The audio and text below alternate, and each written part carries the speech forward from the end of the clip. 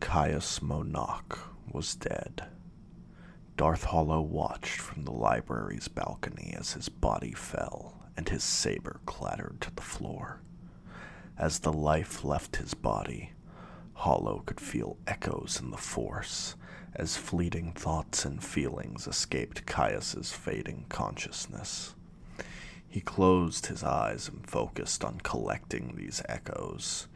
He let these feelings swirl around him, a maelstrom of the Jedi's last emotions, preserved through the Force. He absorbed them one by one to savor them. Hollow felt Caius's shock from realizing the saber that killed him was his own. He felt regrets like being unable to save his apprentice, or never finding purpose after the fall of the Jedi Order.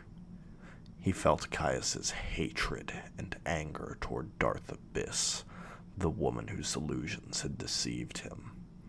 And most importantly, Hollow felt his despair. Darth Hollow immersed himself in the grief that had all but consumed the Jedi. Through her illusions, Abyss had given Caius hope. Hope that his apprentice had lived, that he would no longer be suffering or alone. She then ripped it away from him after making him relive the most traumatic and sorrowful tragedy he had ever experienced. The recipe for the sweetest anguish was to give someone light and hope, and snuff it out with the darkest shadows and despair one could muster. Hollow savored this emotion as long as he could. The Jedi's pain was delectable, and his connection to the Force allowed Hollow to taste the emotion so much more vividly. This flavor of anguish was one of the few things that brought him joy. There was once a time when Darth Hollow was a Jedi with a different name, when he was truly empty. Back then, he felt nothing. No compassion, no sorrow, not even a hint of joy. He was simply a shell of a man, going through the motions of being a Jedi without ever feeling anything. But when he embraced the dark side and immersed himself in the suffering of others during the Clone Wars, he finally felt satisfaction. Everything he now did was for the sake of his own sadistic amusement, and watching Caius suffer and die was immensely gratifying. Darth Hollow returned to the present moment as he was interrupted by the sound of Darth Abyss's laughter. "I did it," she proclaimed. "He believed it, all of it. He fell for every single one of my illusions. The old woman, his apprentice, even the lightsaber."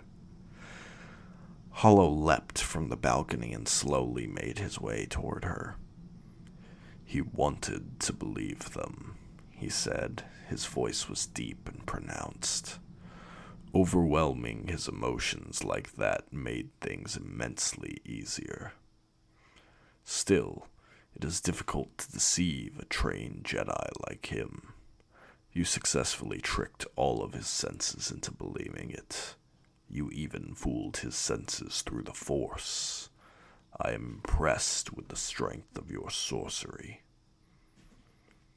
Abyss kneeled before him and bowed, allowing her long dark hair to nearly touch the floor. "Thank you, Master." Hollow walked past her and stood over Caius's corpse. He lifted the Jedi's shoulder with his foot and rolled him over to look at his face. "Caius was overly codependent on his Padawan, which heightened his grief. You did well to exploit that weakness and fuel his suffering." Abyss stood and turned to him. "Did you know this Jedi?" "I did. We worked together once during the Clone Wars." As he looked at the corpse, he could feel his satisfaction fading. He knew it wouldn't last long after Caius died, but he was hoping to draw the moment out and relish his suffering for as long as possible. Then, an idea crept into his mind. one that would allow him to further test the abilities of his new apprentice and allow him to prolong his amusement. Darth Abyss, do you believe you could still access this Jedi's memories with your sorcery? She remained silent for a moment. Hollow felt a pulse of darkness in the Force as she reached out. There is still enough of his lingering essence through the Force that should allow me to take what I want. I want you to extract his memories of when he and I first met. You will use your sorcery to combine them with my memories and conjure a recreation of the events for us to witness. Abyss looked mildly perplexed for a moment as she considered how she would go about completing the task her master had just given her. Yes, my master, it shall be done. She knelt by the Jedi's body and placed a hand over his head. She began slowly chanting an incantation in the ancient Sith language, a necessary part of most of her sorcery. Hollow still wasn't certain as to the exact mechanics of how she went about using dark side magic. It was a niche talent, and he lacked her aptitude for it. He had attempted to learn it from the same book that taught her, but it was utterly beyond him. He could see why so few Sith could harness it, much less master it. It was unlike any other application of the Force. It made Abyss a very useful asset, for now anyway, though one day her usefulness would run out, and she would be discarded. The same was true for his other apprentice, Darth Cinder. They were each skilled and useful, but eventually they would outlive their usefulness to his goals. Then, their only purpose would be to bring him amusement through their demise. He had been planning the gradual self-destruction of Darth Cinder for years now, and he would meet his end as soon as the taste of his suffering went stale. A faint red mist began to surround Darth Abyss as she continued the ritual. Hollow could feel her strain as she extended her consciousness through the Force to find the memories. He placed his hand on her shoulder and funneled some of his strength into her effort. He could feel the Force resisting her efforts, which meant she was close. This sort of ritual was a perversion of the Force, an abomination to its natural order. The Force fighting back proved it was within her grasp. The Force resists you, but remember that the Force does not use you, Darth Hollow whispered in her ear. You use the Force. It is yours to command and bend to your will. It is nothing more than a tool for those powerful enough to conquer it. Prove that you are powerful enough. There are more memories entangled with those of this Jedi, Abyss said slowly, still straining to retain her focus. His mind was connected to another. I'm not pulling memories from one mind, but from two. Hollow smiled, his amusement peaking once more. He shared a bond through the Force with his Padawan. You have her memories in your grasp too. Now tear them from the Force. The Force fought them to no avail. Hollow felt the threads of memory being violently severed by Abyss's sorcery. Her eyes opened for a moment, looking almost uncertain, but she quickly resumed concentration on her unique use of the Force. She then reached within his own mind to receive his memories of the events, which he willingly provided.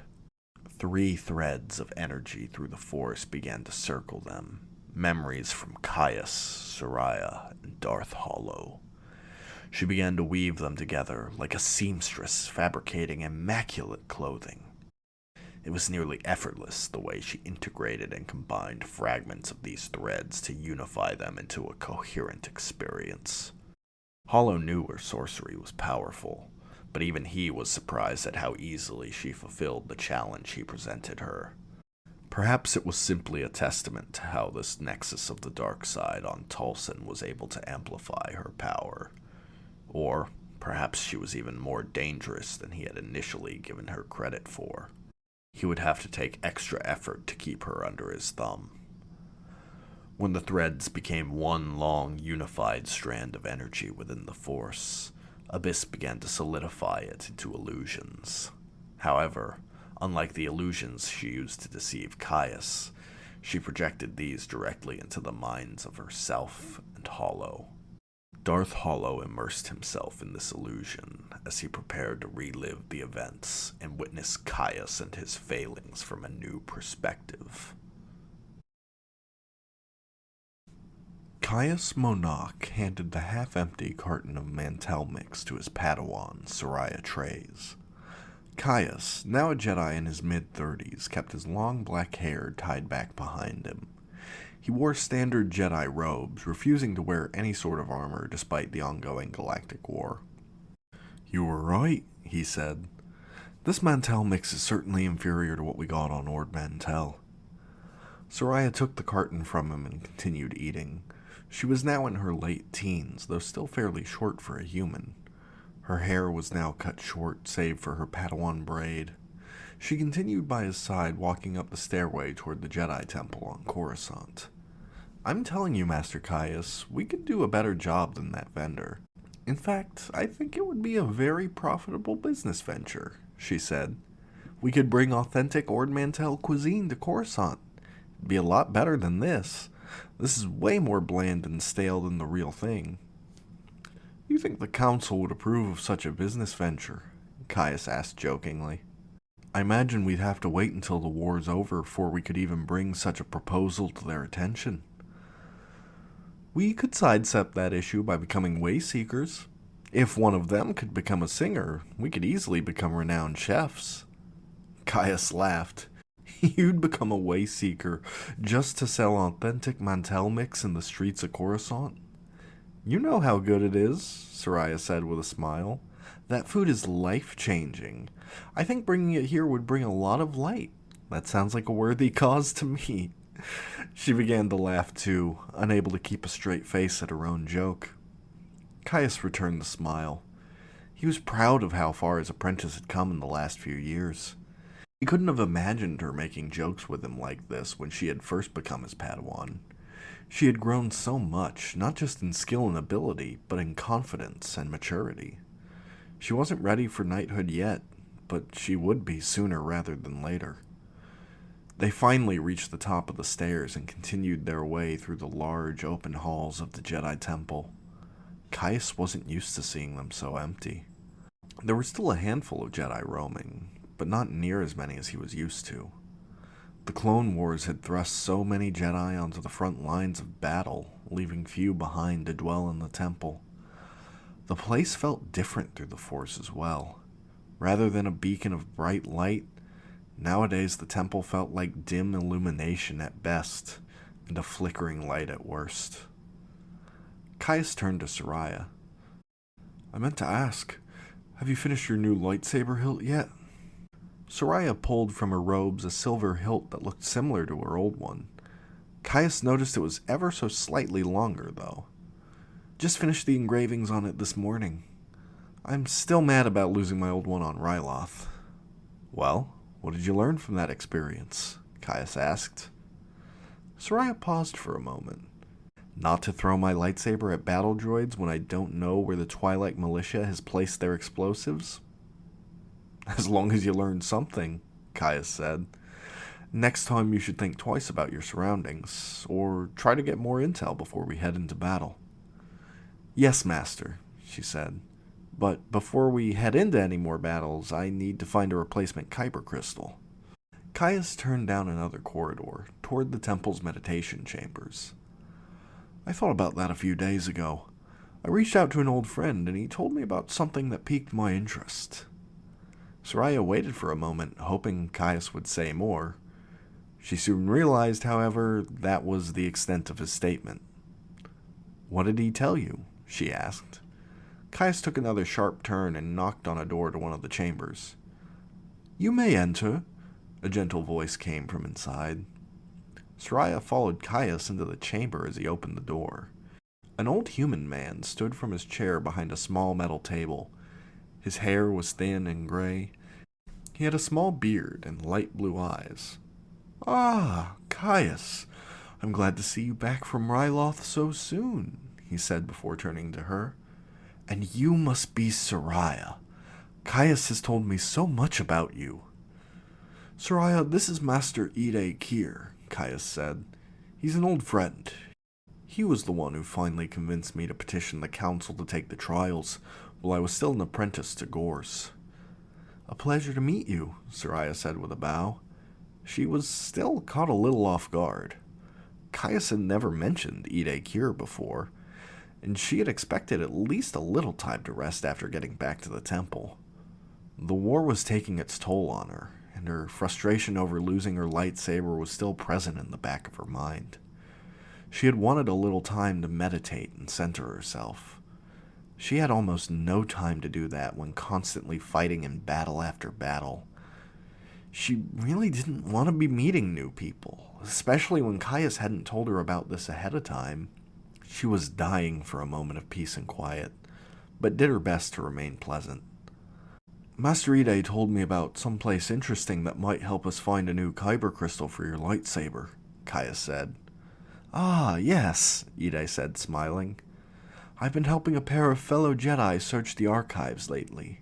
We've been searching for a location that was offhandedly mentioned a handful of times in historical documents. It is known only as the Kyber Graveyard." "The Kyber Graveyard?" Soraya repeated, somewhat confused. "You had to search for it?" "From what we gathered, it was a battlefield where Jedi and Sith battled for kyber crystals thousands of years ago. We believe that it may have been considered a monumental failure for the ancient Jedi that they wanted to forget, and thus they erased it from the archives," Ide said. "But they failed to erase all mentions of it, and we think we've collected enough references to narrow down an exact location. There might perhaps be a crystal there you can find, and while you're there, you might be able to determine what happened all those years ago." "So we're not just making a quick trip to Ilum?" Soraya asked. "I figured this would be a more unique learning opportunity," Caius said. "If we don't find one there, we can always go to Ilum afterwards." He turned back to Ide. "So, will you be joining us on this journey, Master Ide?" "Unfortunately not," he said. "However, the other two Jedi will be going with you." "Who are these other two Jedi?" Soraya asked. The door behind them opened as two more figures entered the chamber, both human males adorned in Jedi robes. The taller of the two had straight, shoulder-length black hair and a goatee of the same color. He had pronounced cheekbones and stood stiff and upright.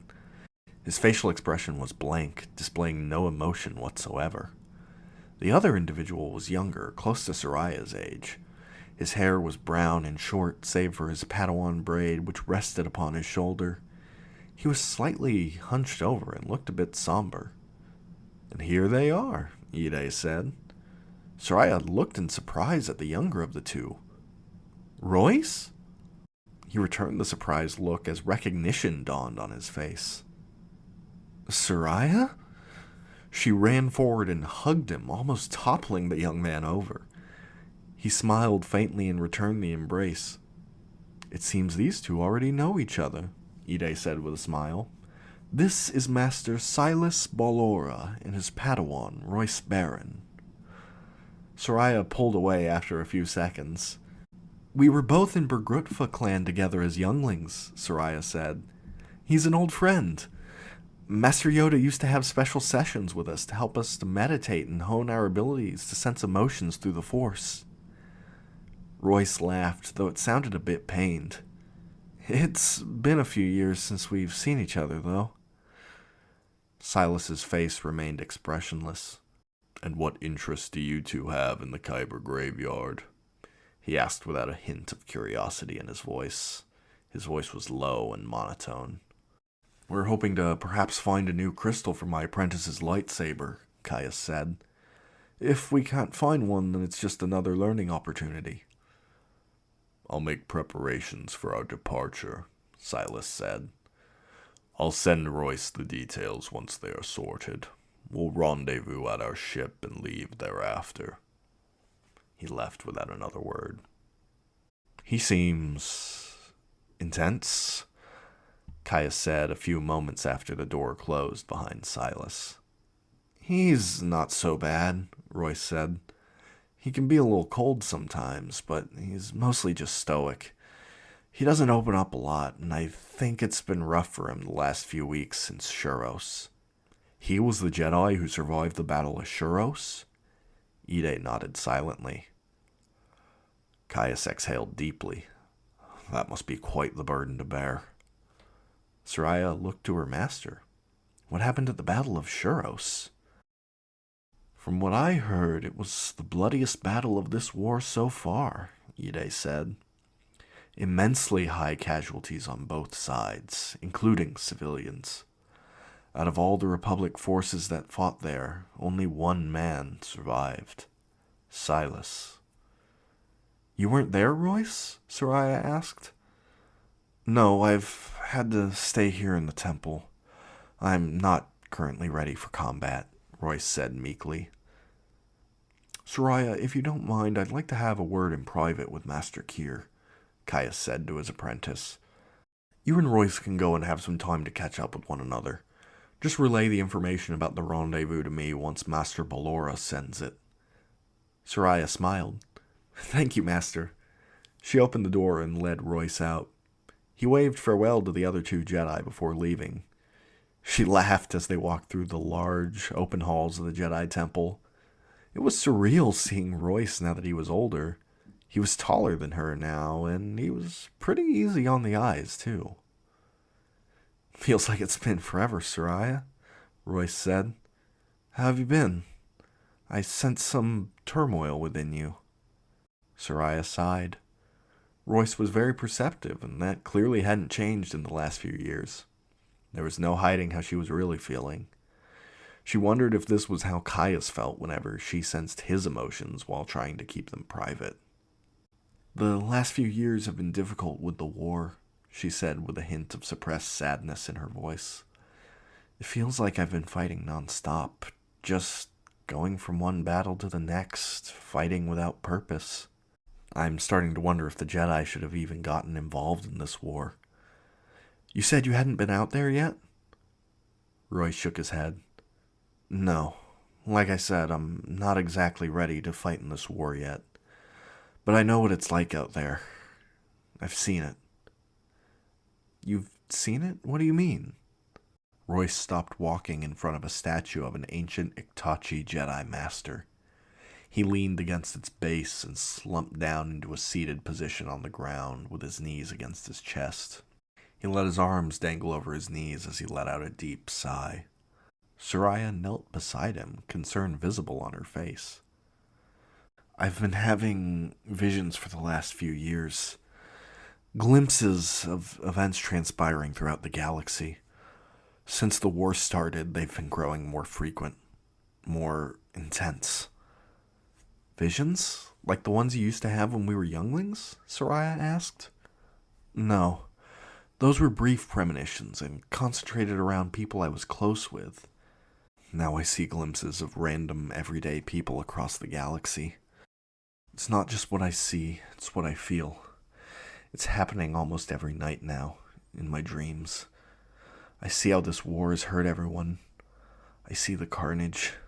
I smell bodies burned to a cinder. I taste the blood. I hear the cries of anguish of those who have lost everything. I can feel the heat of explosions and the impact of shrapnel against flesh.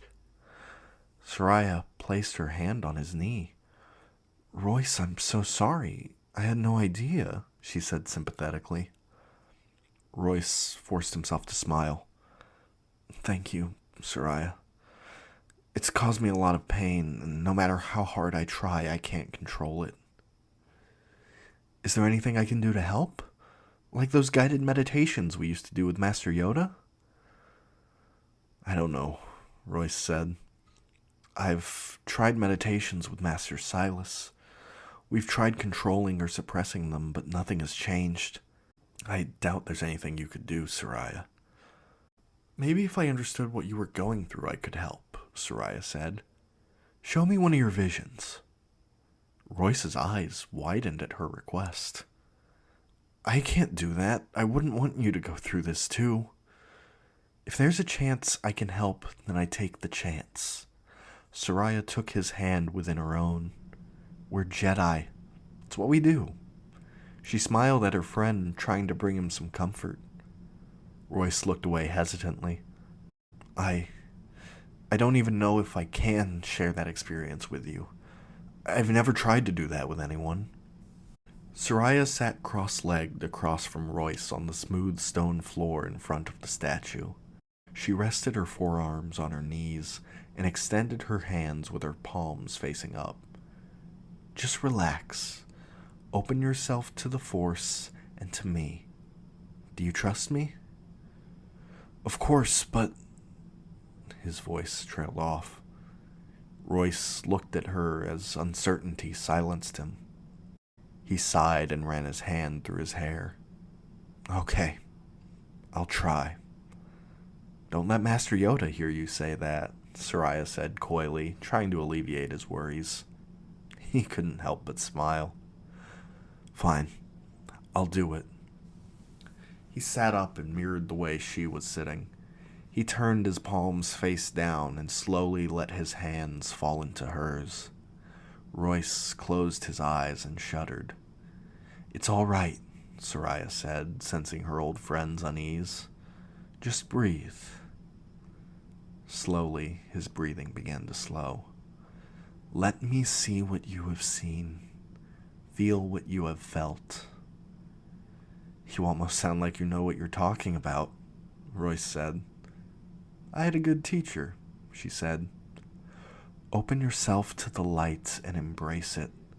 Let it show us one of your visions again. Royce winced briefly before returning to a strained, neutral expression as he reached out. Soraya closed her eyes. She tried to project her own sense of calm onto Royce to help anchor him in the light. She opened her mind to allow him to open up however he needed. She would accept his anxieties, his worries, his fears, and in turn provide tranquility, comfort, and courage. Royce's grip on her hands abruptly tightened as he channeled a flood of something into her mind. She wasn't sure if it was emotions, thoughts, memories, or a vision, but she allowed it to wash over her. There was harmony in what often appeared as chaos. She took comfort in that thought and embraced the torrent and the force being channeled into her. Their two minds became one as the world around them suddenly vanished. Soraya was no longer on the stone floor of the Jedi Temple on Coruscant. She was now prone, surrounded by dust and rubble, shrouded in the darkness of night. She gripped a blaster pistol tight within her hands. No, these were not her hands. They were more pale, possibly non-human. It was impossible to gauge any details about this person from this perspective.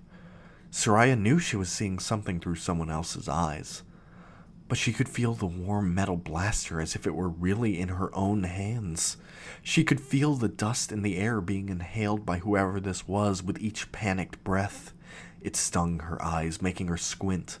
Soraya's ears rang from the cacophony of explosions and blasters firing around her. No, Soraya had to keep reminding herself that this wasn't her. She was still in the Jedi Temple. She wasn't actually here. But feeling and seeing all of these things made it hard to distinguish herself from the focus of this vision. It was more than the mere sensory overload of the vision that disoriented her. It was the emotion Soraya could feel rising. This single emotion originating from the focus of the vision was threatening to consume every thought in Soraya's mind. It felt like sickening bile in her stomach, poisoning her. And yet she was still fighting to keep it down rather than vomit it back up. It was warm, but not in the same way as calm emotions. It wasn't based in the light, far from it. It had roots in darkness. It was hot, like a fire slowly eating away at her. It was fear, but not a kind of fear Soraya had felt before. She had feared for the lives and safeties of others before. She knew what that selfless fear was like. She had feared for herself in small ways, namely fears about her advancement in the Jedi Order or connection to the Force. But she had never feared death. She always took comfort in the tenets of the Jedi Code. There is no death, there is the Force. Those words brought no comfort to her now. They were hollow, meaningless. Repeating them in her mind made them feel like muffled underwater echoes, made unintelligible as she drowned in a sea of mortal terror. This person's fear was now her own. She could no longer distinguish her feelings from whoever was in the vision. The individual stood slowly, debris and small bits of rubble rolling off their back. They attempted to run toward the nearest structure, desperate for cover, for reprieve from the inescapable carnage. They fired wildly with the blaster in one hand, not aiming for anything, but hoping it would give them some cover as they ran. It did little good as they were struck by a stray blaster bolt in the chest. They slammed hard into the ground well before they could reach the nearest piece of cover. The pain from slamming into the sharp rocks scattered across the ground was insignificant compared to the inferno in Soraya's chest where the blaster bolt had hit her, or rather, where it had hit the individual in the vision. Or was there even a difference at this point? Soraya wheezed, trying to will the breath that had escaped her lungs to return. She had never been shot by anything stronger than the weak, stinging blast of a training remote. This was beyond what she could have imagined being shot was like. How many clone troopers who had fought alongside her had felt this agony? The inferno in her chest blazed, rapidly draining her energy. The fiery pain spread through every nerve in her body. She struggled to prop herself up to look in the direction where the shot had come from. She wasn't getting back up. Her vision was blurring, but she could see them approaching. Steadily, multiple figures walking in formation fired their blasters as they marched toward her. It took her a moment to even recognize them as battle droids. It was a struggle to stay focused and grounded in this moment as fear of death curdled into certainty of impending death. Someone, either Soraya or the individual in the vision, let out a primal, almost guttural scream. It was raw terror and dread manifesting as sound from what little air they managed to recover after being shot. They raised their blaster pistol, firing wildly in the direction of the droid platoon. The erratic spread to their blaster shots was only made worse by the lack of energy in their arm, causing it to flail away from any intended target due to the recoil. Did Soraya even hit anything? Would it make a difference if she did?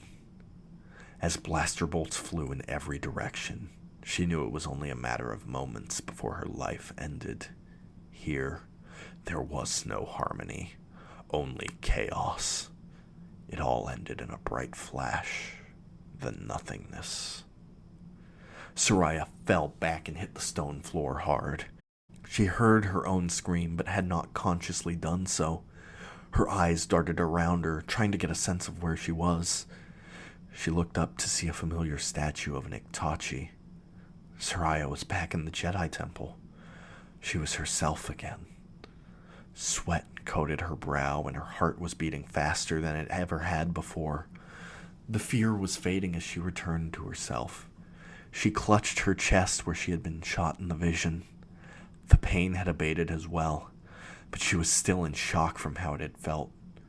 She looked down to see Royce still cross-legged but with tears running down his face. "I tried to warn you," he said, his voice shaky. "I'm sorry, Soraya. I didn't want you to go through that too." Soraya took a moment to catch her breath. "Are they always that bad?" Royce nodded. "Lately, yeah. That one was pretty mild, actually. A lot of them are longer and more painful." "Royce, I'm so sorry," she said, unable to find any words that would provide substantial comfort. She couldn't fathom what it was like to experience something like that regularly. She had never felt anything as intense as that single vision. The vision had left Soraya with a lingering despair that loomed over her. She felt so foolish now. She felt so compelled to help her friend, but she could think of nothing to help. Soraya had no comforting words, no suggestions, not even an idea of what Royce could do about these visions. She wanted to help, but she herself was helpless. "I see," Caius said to Ide. "So, Royce Barron's visions have worsened since the war." "Indeed. The council has convinced Master Ballora to take him on as a Padawan. They believed his stoicism and calm demeanor would be a solid foundation for Royce to root himself in. So far, though, it doesn't seem to be working." "I can see the council's reasoning, but from what I saw, Silas seemed more cold than calm. Though perhaps that's just because of Shuros." Ide shook his head. "I don't know. I've had brief interactions with him over the years. Every time I can't help but feel he's simply off. He's always reminded me of a protocol droid. He could recite Jedi text and doctrine with ease, but it feels like there's nothing behind it.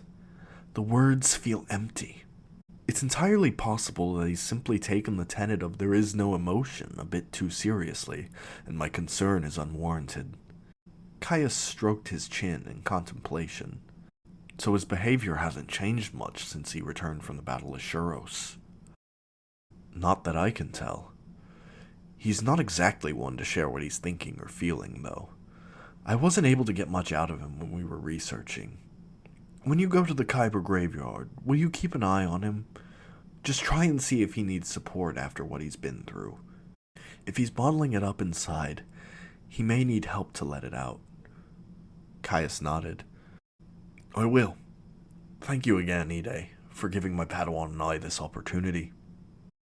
"Don't thank me yet," Ide said, his warm smile returning. "You haven't found a new Kyber crystal yet, my friend." Caius laughed. "It's only a matter of time." He started to turn toward the door, but Ide placed a hand on his shoulder to stop him. "One last thing. I couldn't help but sense your bond with your Padawan. Your connection through the Force is strong, but you must be careful. Attachment is a path to the dark side. Be mindful of your thoughts and feelings." "You think I've grown too attached to Soraya?" Ide sighed. "Your life as a Jedi has not been easy, Caius. We both know that your apprenticeship to Gors was far from ideal. You didn't bond with him, and that has impacted your ability to connect with others. Even the two of us would go for months or even years without speaking to one another. But with her, it's different. You're closer to her than you have been with any other person in your life. It's only natural for such a thing to happen, and I think it's been good for you, Caius. But the dark side often twists feelings that are good into something else entirely." "And what do you think I should do?" "That is for you to decide, my friend. Meditate on your bond with your Padawan, and consider how it could cloud your judgment." Caius's holocom began to beep as he received a transmission regarding the details of his rendezvous with the other 3 Jedi. "That was quick," he muttered to himself. "Thank you, Master Ide. I'll do just that." Ide nodded. "Go on then, and may the Force be with you, old friend." Caius sat alone in the cargo ship's cockpit, staring mindlessly into the void of hyperspace. The ship was old, but well maintained. It wasn't a Republic ship, but instead a civilian model. He wasn't sure how or where Silas had acquired it, but his mind was too occupied with other things to even consider asking about it. Instead, his mind was focused on his bond with Soraya. Deep down, he knew Ide was right. He wanted to deny it, but the truth was impossible to hide, even from himself. He had grown attached. It would have been impossible for him not to. He had spent every day of the past 5 years with her, meditating, teaching, adventuring, problem-solving, and nowadays fighting in the ongoing war. Caius didn't want to let her go. He wondered about her progress as his Padawan. Was she perhaps worthy of knighthood, and he was simply too blinded by his bond to see her as ready? Or if that day was still yet to come, would he be willing to let her go? Caius's thoughts were interrupted by the sound of the door to the cockpit sliding open. He turned in his chair to see Silas Ballora, holding a datapad. His face remained expressionless as he sat in the pilot's seat and began reading. Caius figured at least something would change in Silas's expression when he saw him in the co-pilot's seat, but Silas regarded him as though his chair was empty. "What are you reading?" Caius asked in a desperate bid to end the silence and alleviate his own mind. "It's a study conducted on the nature of wounds in the Force," Silas said. "Most references to the Kyber graveyard were found within studies like these." "Interesting," Caius said. "Do you believe the graveyard is a wound?" "The ancient Jedi wouldn't have chosen to cover it up without reason. Whatever happened there, they wanted to forget." Silence filled the cockpit once more. As thoughts of his attachment returned to Caius's mind, he looked at Silas. "Can I ask you something about your relationship to your apprentice?" "What about it?" Silas asked without looking up from his datapad. Caius paused for a moment, considering how to preface the question on his mind. "You strike me as a more solitary figure. You likely don't form attachments as easily as others. Now, that's not an accusation or necessarily a bad thing, just an observation. I've come to realize that I've perhaps grown attached to my apprentice, and I know the dangers of attachments for a Jedi. They're a path to the dark side. How do you do it? How do you avoid these attachments? How can I separate myself from these feelings?" Silas still refused to look at Caius. "I have no advice to give. I simply do it. There is no technique or mindset I can teach you. It is simply how I am. But I suggest you resolve these issues soon, given the state of the galaxy." "What do you mean?" "The Jedi are at the heart of the Clone War. Our numbers decrease every day. It is entirely possible your apprentice may one day be killed. From how you have described your attachment, you would likely fall into despair and darkness if she were to die.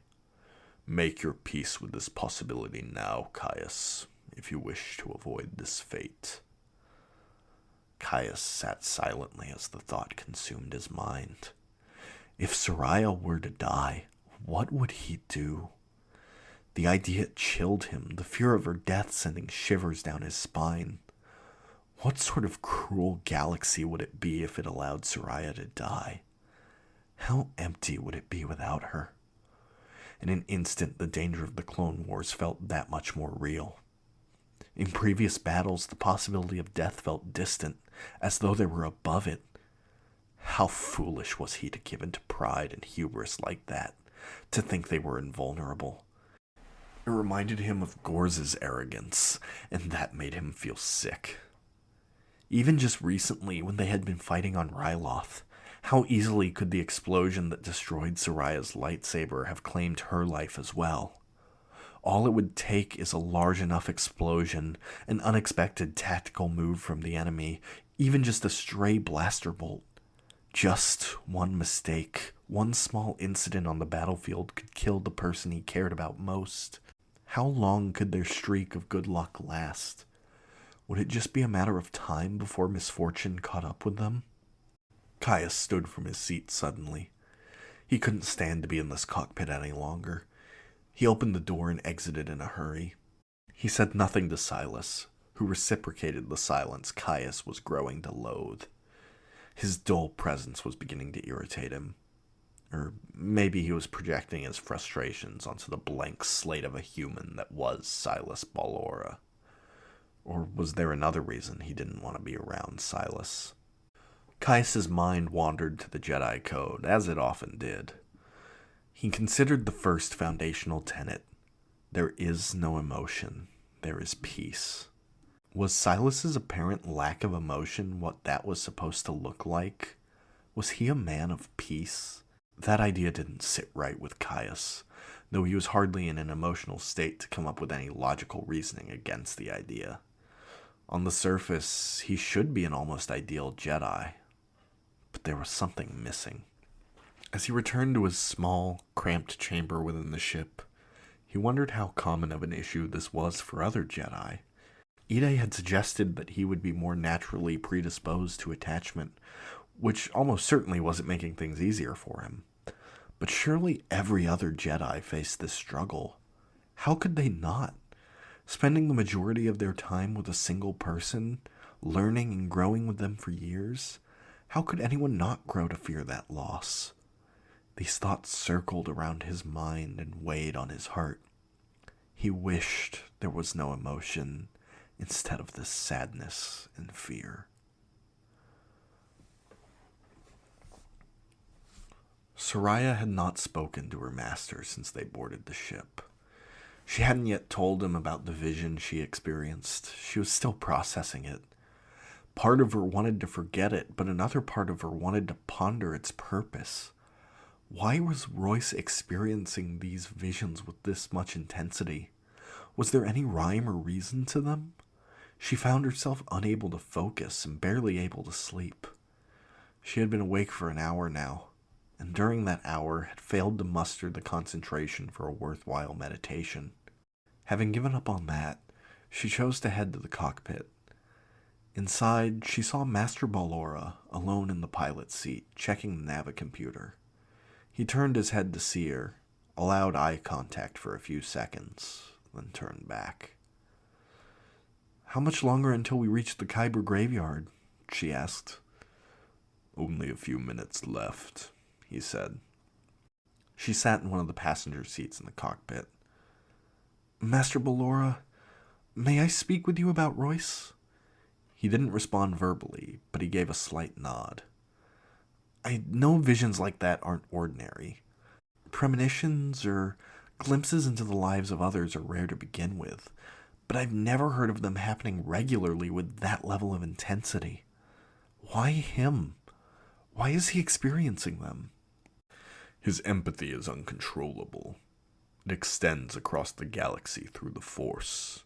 We've tried many times to harness it through meditation to teach him to control it, without success. We've spent much time studying the nature of his capacity to sense emotions. It is possibly also a way of the Force communicating its will, though that is uncertain." Soraya blinked in surprise. She hadn't considered that the Force itself might be purposefully influencing the visions. Was it trying to tell Royce something? Why would it make Royce experience such pain? Her thoughts were interrupted as the navicomputer began to beep, indicating that they were coming up on their destination.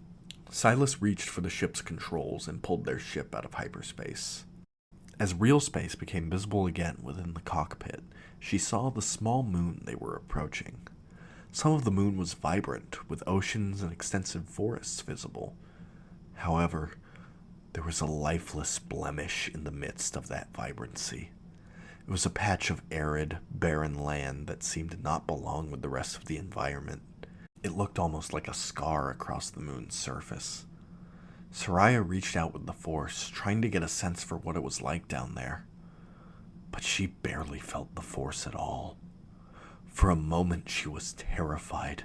She couldn't recall a time where she wasn't able to feel the Force. It came so naturally to her, but something about this place was different. It was as though the Force were trying to reach her, but could barely make itself known. It was like a distant echo at the far end of a tunnel. What was this place?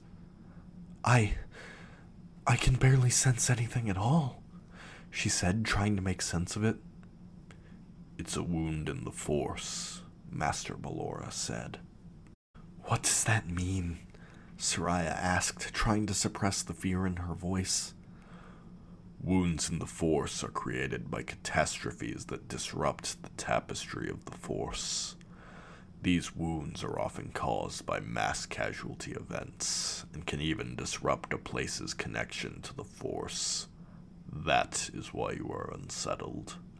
Silas began to fly toward the epicenter of the moon's scar. Soraya took a moment to calm herself as the ship made its approach. She was unsettled, all right. The Force had never felt this quiet to her. It was just a different echo, and she longed to hear it clearly. The sooner they got a crystal and left this place, the better. Caius waited in the ship's hold by the ramp alongside Royce as he waited for the other two Jedi to join them.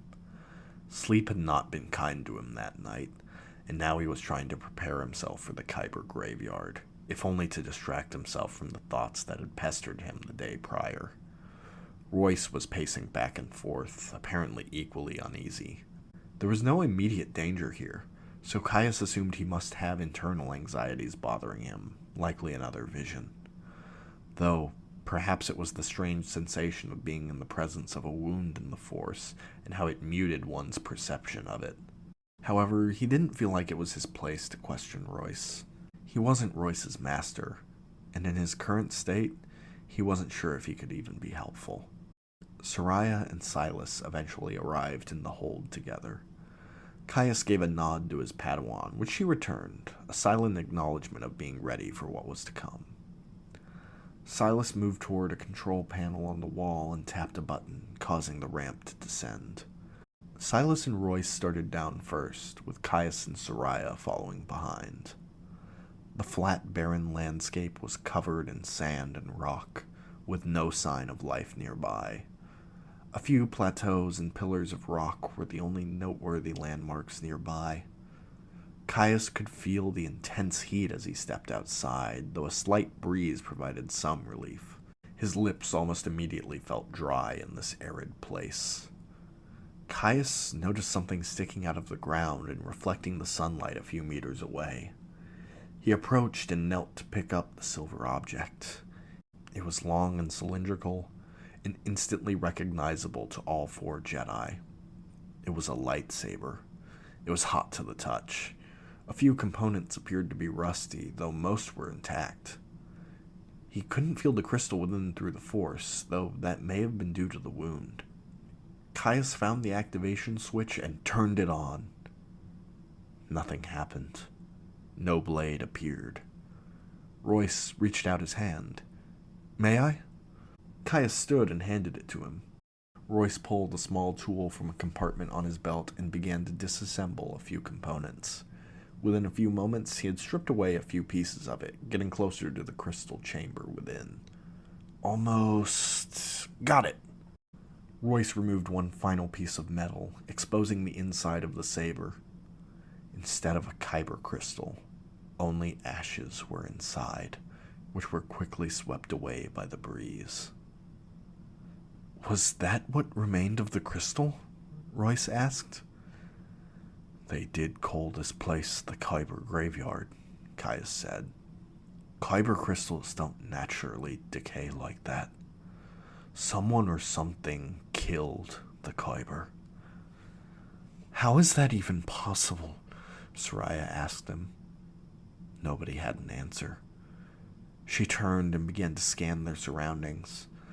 Something caught her eye, another object almost completely buried in sand.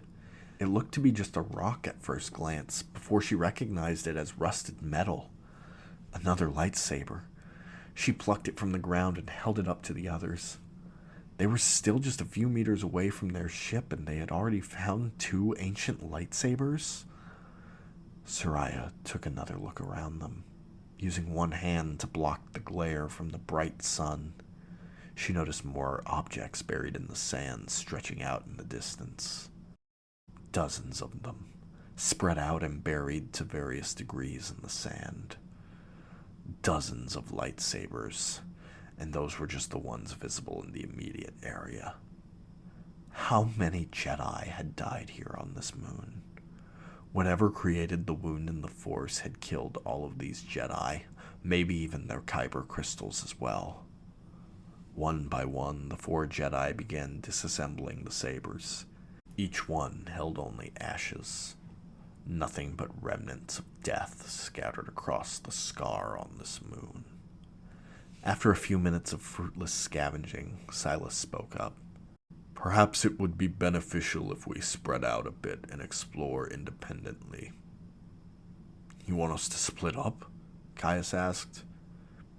If we do, we can cover more ground, perhaps find a lightsaber unaffected by whatever disaster occurred here.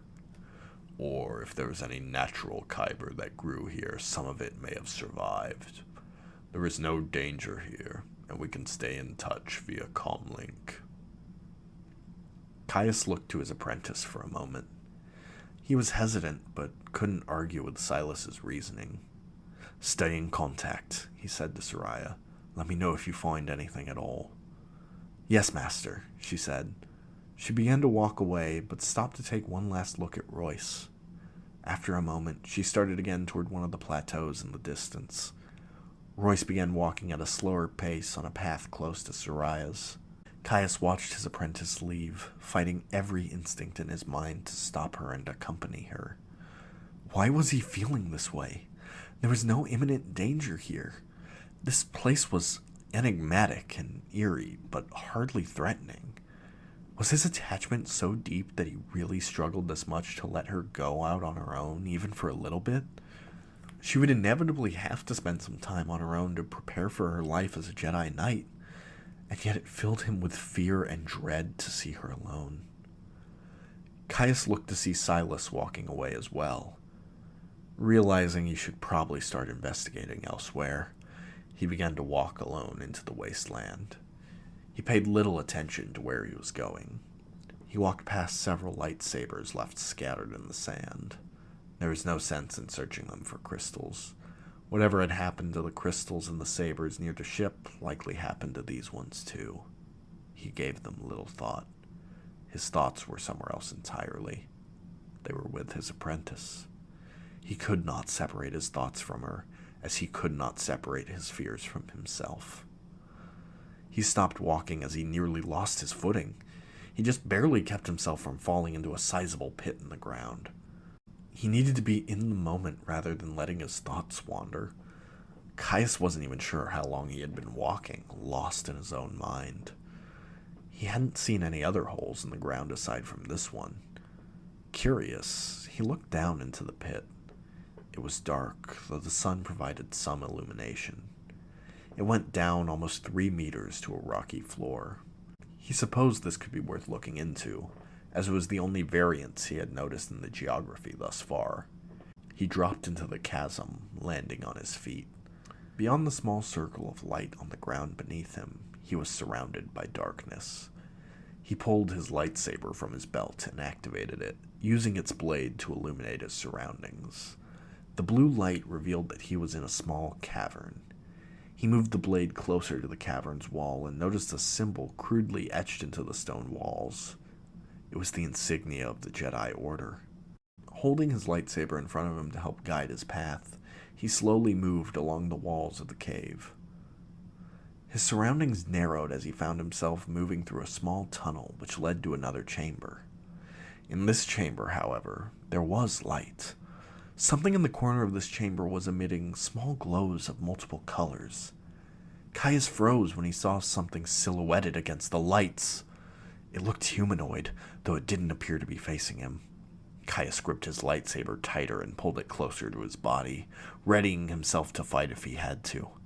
The figure was unmoving, and their physique certainly didn't match that of any of the Jedi he came here with. "Who are you?" Caius called out, forcing the words out from his dry lips.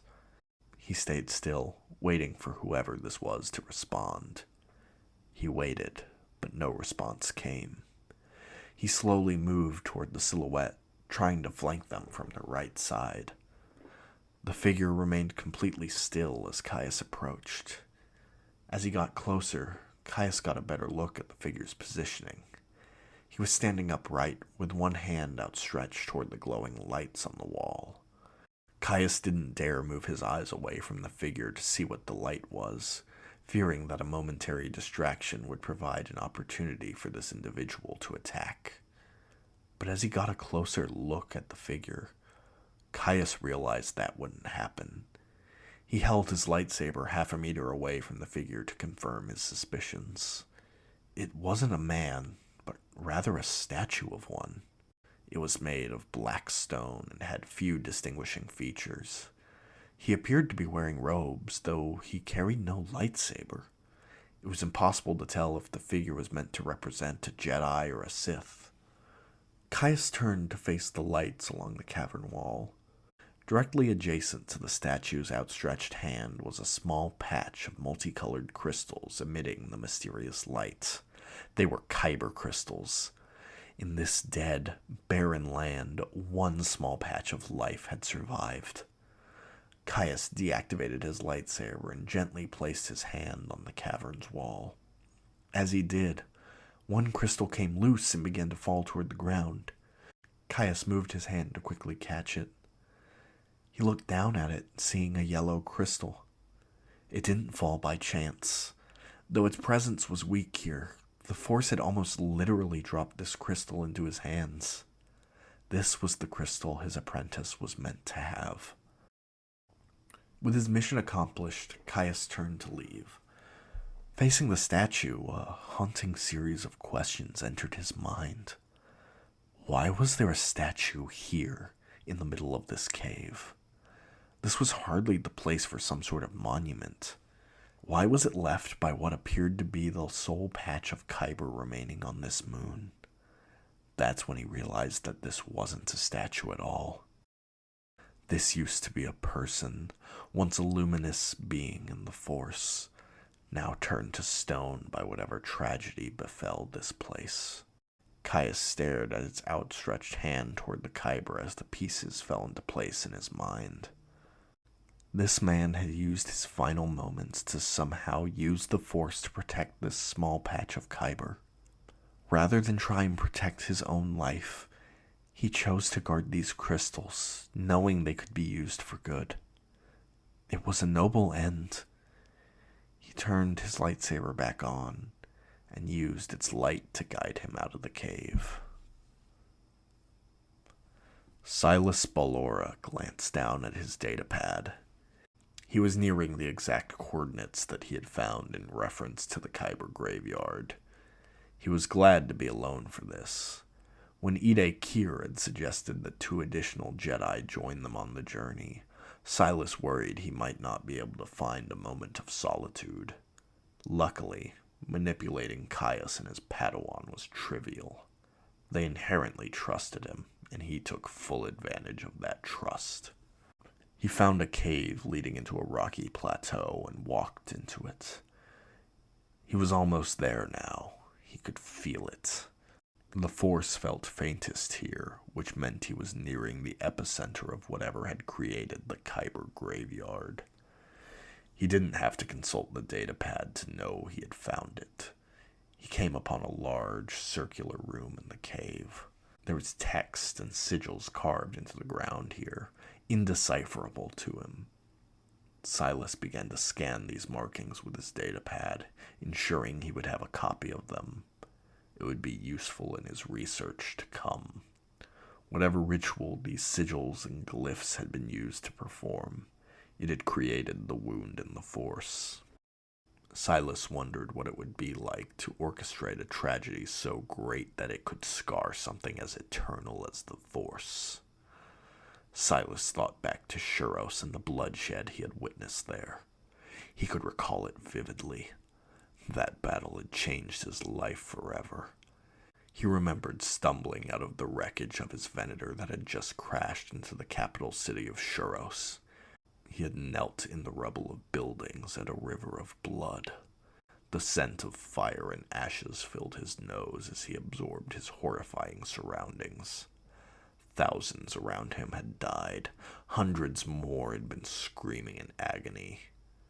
Silas Ballora had begun to laugh. Soaked in blood and surrounded by carnage, Silas Ballora had felt joy for the first time in his life. Prior to that, Silas had felt nothing but emptiness. Perhaps he always had dark sadistic desires, but the Jedi Order's suppression of emotions hid them and allowed them to fester. Or perhaps he had simply been a textbook Jedi who was psychologically broken by what he witnessed that day. He wasn't certain, and he didn't care. What mattered was the happiness that filled him in the midst of suffering and bloodshed. In that moment, he didn't feel hollow. It was fleeting, however. He had kept that feeling alive for a while longer. He sustained it by slaughtering survivors. He killed the few surviving separatists. He killed his own wounded clone troopers.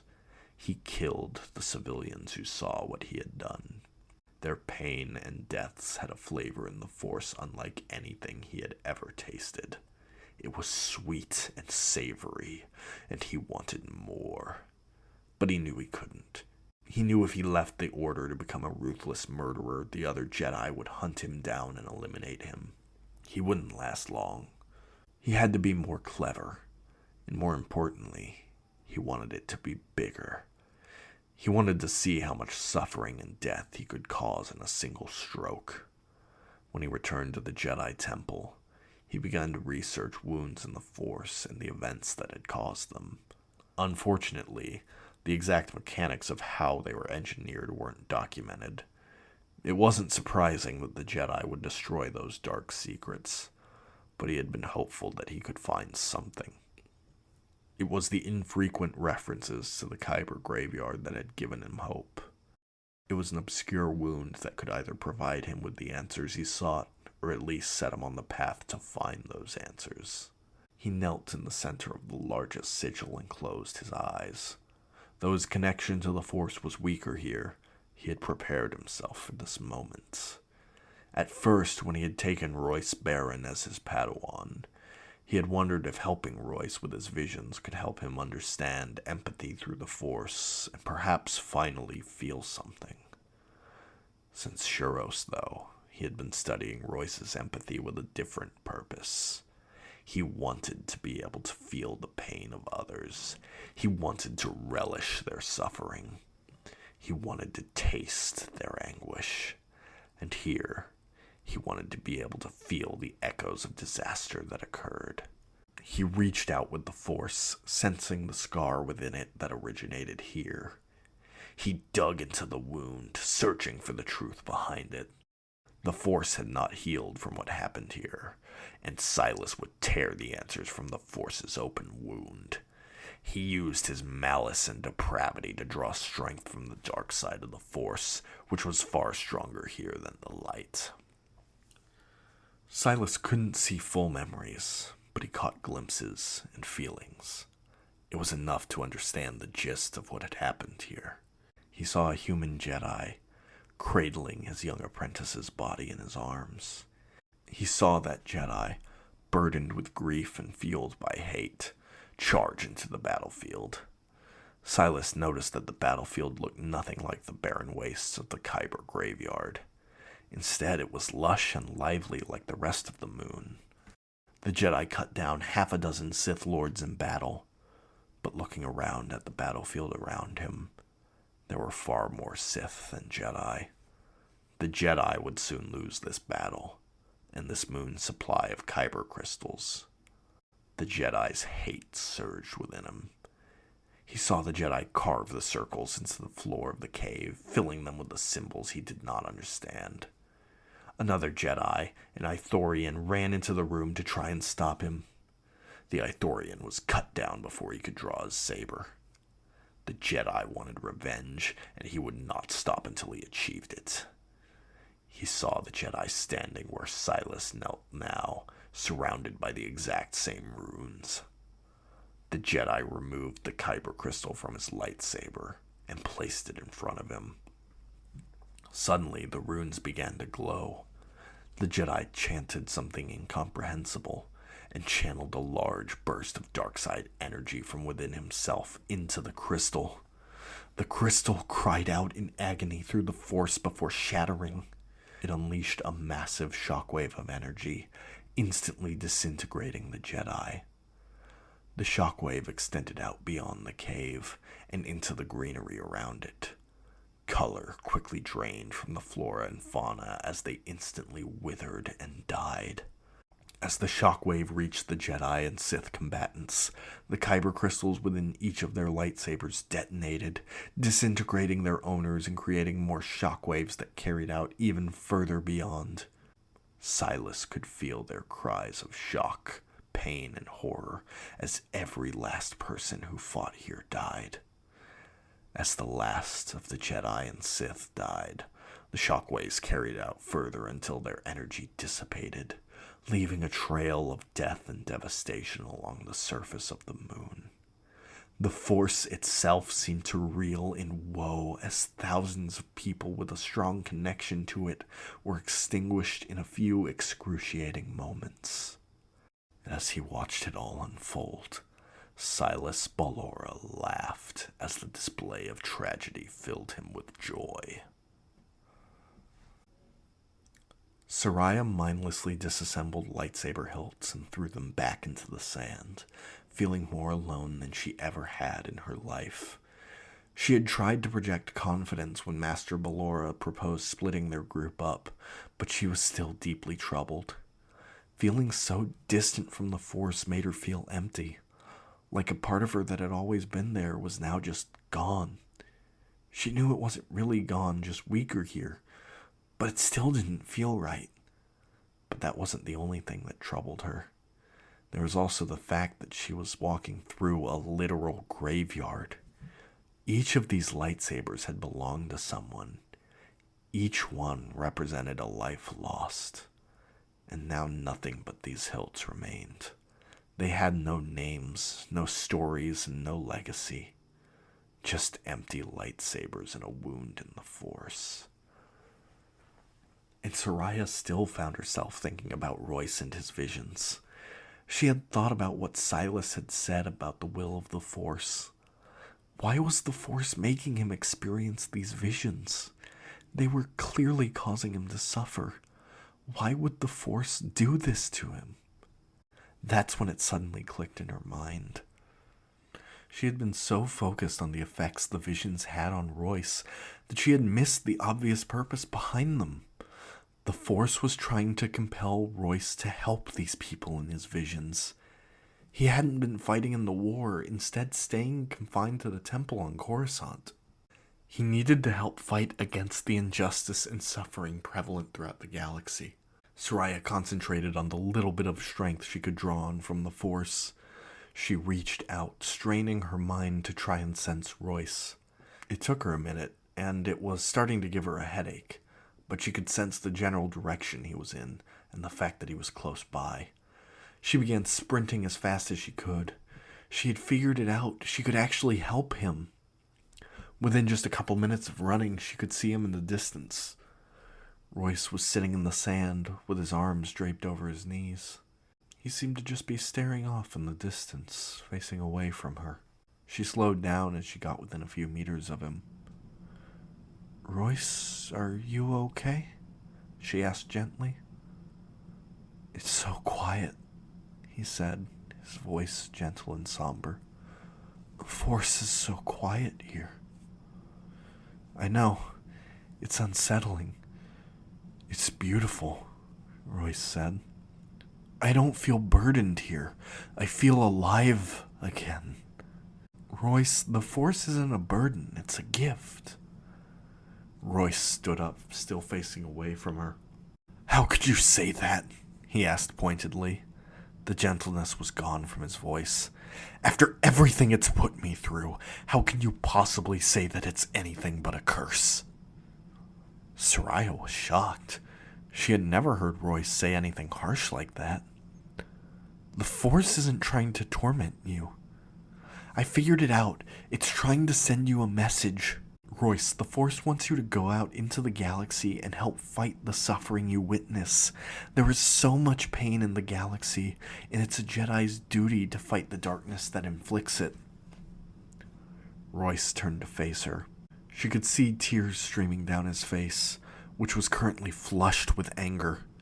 "As if the Force itself isn't responsible for the darkness that inflicts it," he said, emotion overflowing from his voice. The Force expects me to be a pawn in its game when it influences everything. It wants me to fight pointless battles against the evil it creates. No, I refuse to accept this fate. Royce, it's the dark side that fuels evil. We serve the light. Light or dark, it's all the Force. The Force influenced all that suffering. And you think the solution is to go out and fight the Separatists? Will that solve anything? Will fighting in the war do anything but contribute to suffering? You have to do something, Royce, Soraya said, her tone growing harsher. She didn't know where this was coming from. You can't stay cooped up in the temple forever. Eventually you'll have to stand up for something. If I did, it would all be pointless. The damn will of the Force will make sure of that. It's all cyclical.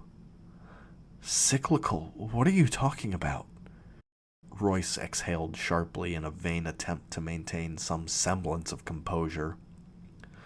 The Force influences everything that's happened in galactic history.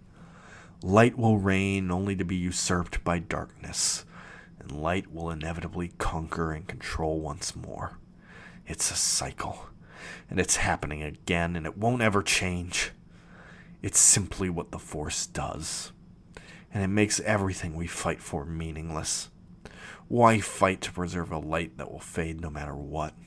Why oppose a darkness destined to win? Why serve a Force that chooses to facilitate darkness and pain, making it an inevitable part of its eternal cycle? Royce, the Force doesn't solely create good and evil. They would exist without influence from the Force. It has nothing to do with the course of history. The cosmic force has influence, but it isn't some puppet master controlling everyone. Where is this coming from? You're a Jedi. Why are you saying this? Because I hate the Force, he yelled. There was a pause. Soraya wondered what had happened to the friend she once knew. Royce was once so kind and willing to help others. Now, he had strayed far from who he had once been. No, Soraya said. I don't need to be able to sense what you're feeling to know that's not true. You don't hate the Force. You live in fear of suffering. That's why you refuse to fight. You chose to blame the Force for it and worked backwards to reach that conclusion. Royce, I know it's hard to face the darkness that's out there. I've seen the effects of the war firsthand. It wears you down, and it's so easy to become disheartened and lose focus on what matters. But we are out there saving lives and fighting for those who can't fight for themselves. That is why I choose to fight. It's not for the politics of the Republic, or even for the sake of the Force. I fight because it's the right thing to do. Because there are people who need my help. They need our help, Royce. You can choose to do that. You can be proactive and take a stand. Soraya extended her hand to her friend. We can stand and fight together. Royce looked down at her hand, then back up at her. With tears in his eyes, he slowly shook his head. I can't. My enemy is the Force itself. Royce turned his back on Soraya, unable to look at his friend any longer. Soraya's comlink began to buzz. Soraya, I found a kyber crystal for your lightsaber. Caius's voice came from the device. We can rendezvous back at the ship. Soraya looked back to Royce. She wanted to say something more to him. She wanted to scream at him and tell him to stop lying to himself. She knew why he was afraid. It was okay to be afraid, but that fear should never stop you from helping others in need. Soraya, are you there? Caius asked from his comm. I'm here, Master. I'm heading back to the ship now. She said nothing more to Royce and began walking ahead of him to the ship. She could hear his footsteps behind her. It was another chance for them to talk, but there was nothing more that needed to be said. They had both made their choice. Soraya had chosen others. Royce had chosen himself. Caius and Silas watched in silence as they watched their apprentices become visible on the horizon. As they approached, Silas lowered the ship's ramp and boarded. As the Padawans arrived, Royce wordlessly followed his master onto the ship. Soraya, meanwhile, approached her master on the outside. Caius noticed her face seemed somewhat discouraged. "Are you all right, Soraya?" "Just disappointed," she said. "I thought I could help Royce, but he won't help himself. He let his fear hold him back." The words cut Caius deep. He knew his own fear was holding him back as well, and in turn, it could hold Soraya back too. He gripped the yellow crystal tight within his hands. "So where will we go from here, my Padawan?" he asked. "I think you had mentioned before that you wanted to spend some time at the temple to center yourself. I think it might be a good idea to take a little bit of time off from the fighting." "Actually, Master Caius, I think we should get back out there. It's our obligation to fight for those who need our help. I can't choose to take a break instead of doing my duty as a Jedi.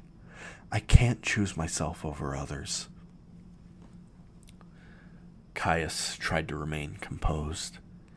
Even when she didn't know about his internal struggles, she often said exactly what he needed to hear.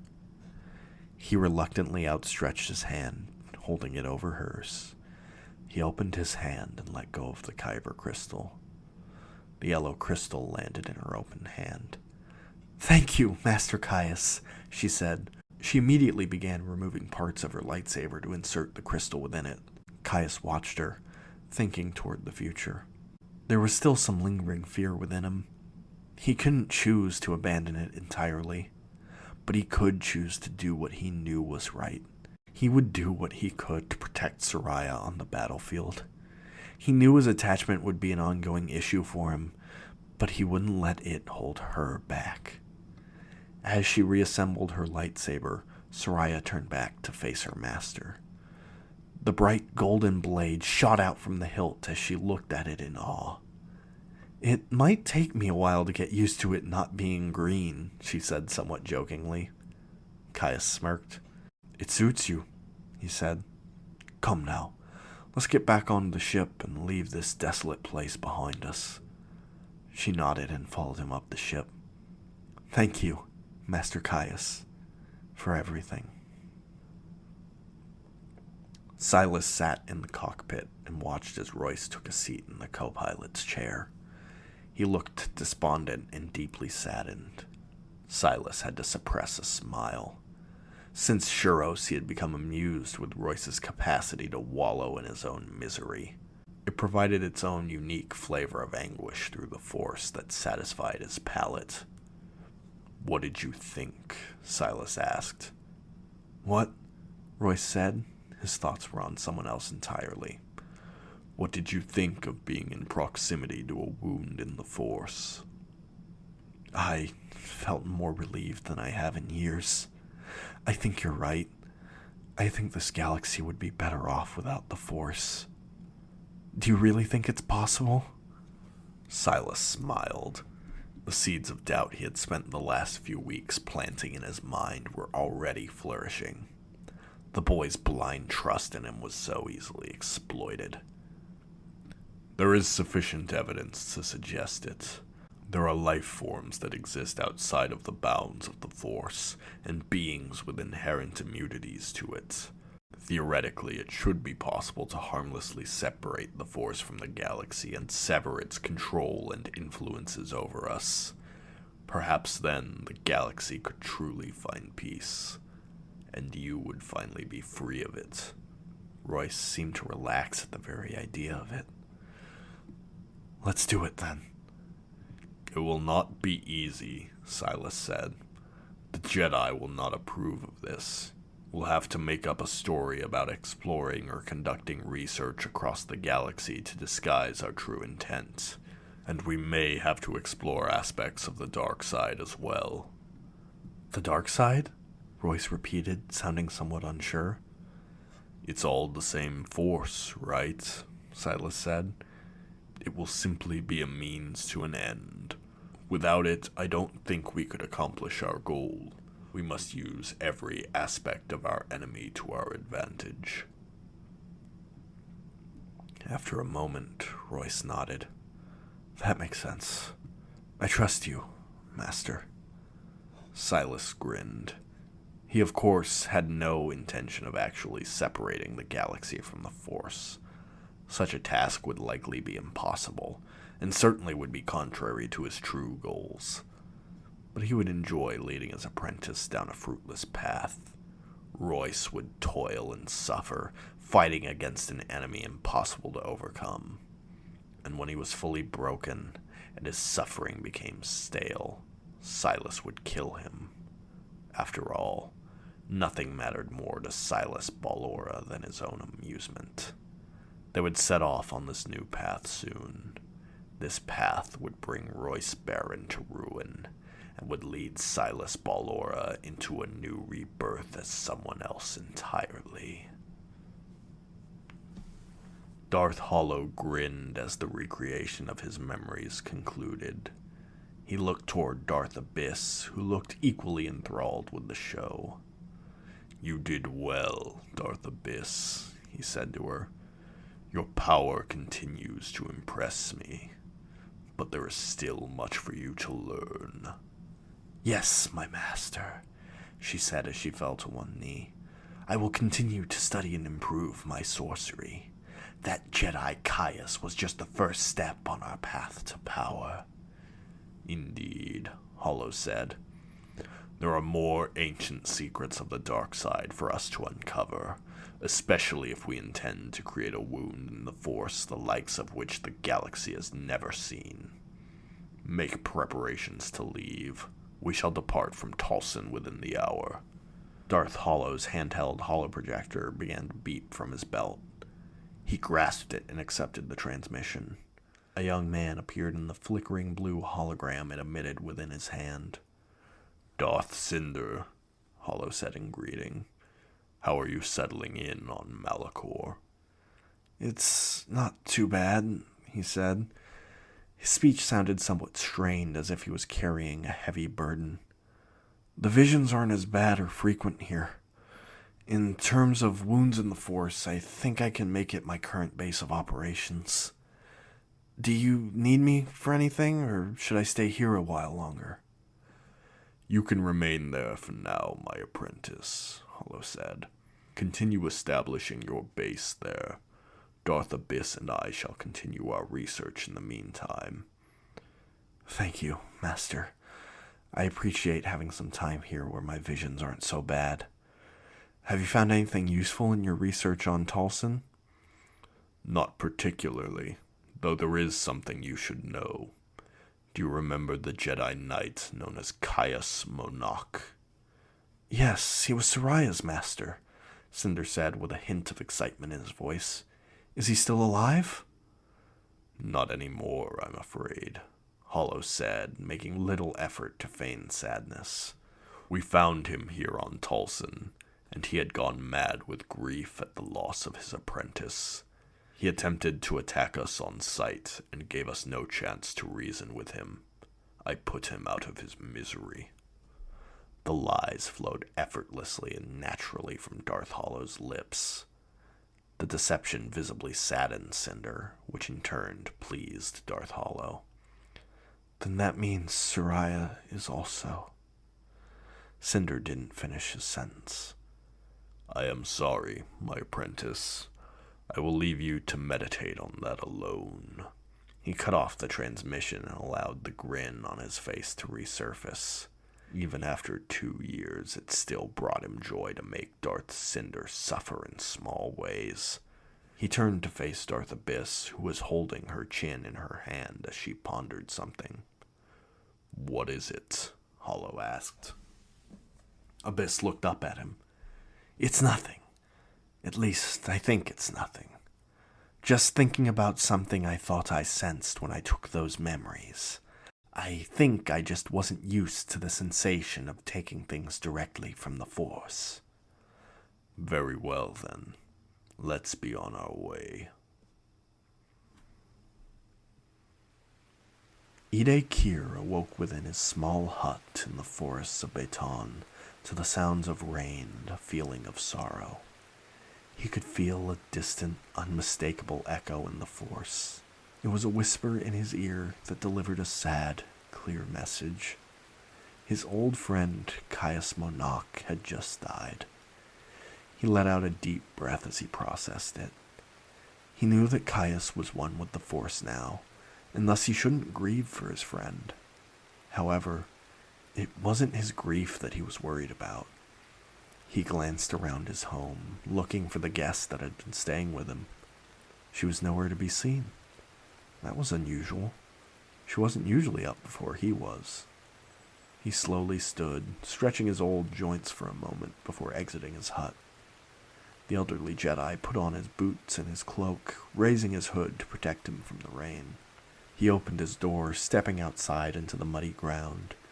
He looked over to a tree stump where a young woman with short, dark hair sat cross-legged, attempting to meditate. She was at it early today.